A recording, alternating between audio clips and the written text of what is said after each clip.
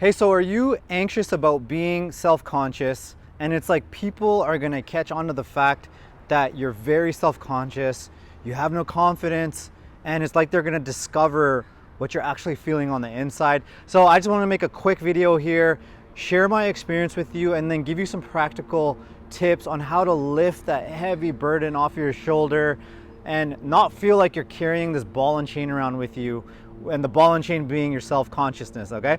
All right, so there's a world-renowned psychiatrist, author, his name's David R Hawkins, and he says the sentiment in one of his books is called Letting Go, The Pathway to Surrender, is the easiest way, the fastest, most effective way to raise your consciousness. I'm gonna explain what he means by that in just a second, is to tell the truth. To tell the truth is the fastest way. What does that mean?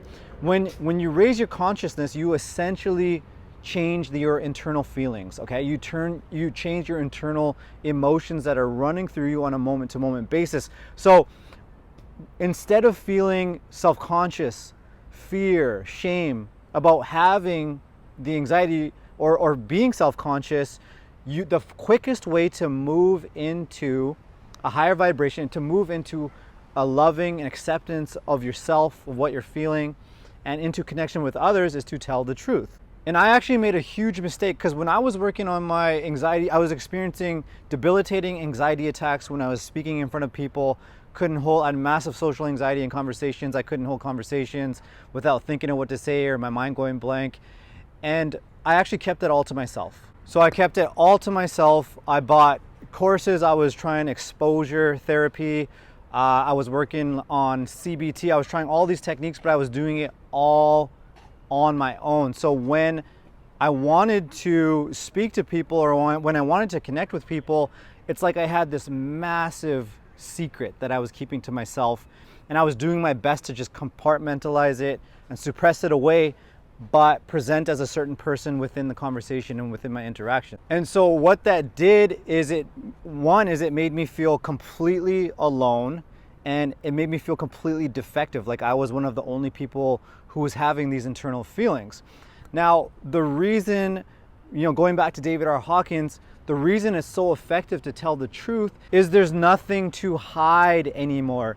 So it's not about that if you tell the truth, if you tell people about your anxiety attacks are going to go away, but you're going to release the shame and the secrecy around it, okay? So there's not going to be this massive effort that needs to be put forward into keeping it a secret, trying to come across as comfortable, trying to be not nervous and things like that. And so if I could do it all over again, I would actually tell somebody a lot sooner. That's what I do. Now, make sure, obviously, it's going to be someone safe.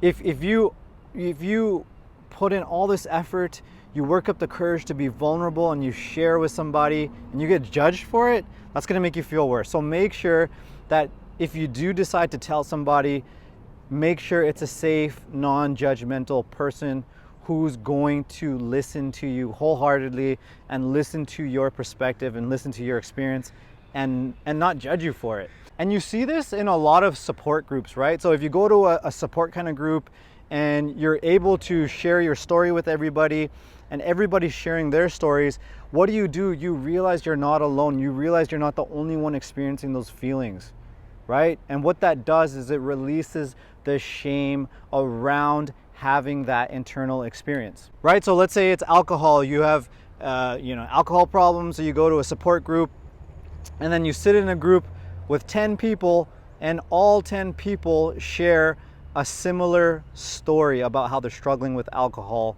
And what happens when you do that? Wow, there's 10 people here struggling just like me. Wow, maybe I'm not a weirdo, because that's what shame does, right? Shame makes you feel like you're a weirdo, there's something wrong with you, you're defective, you're inadequate, you are bad, okay?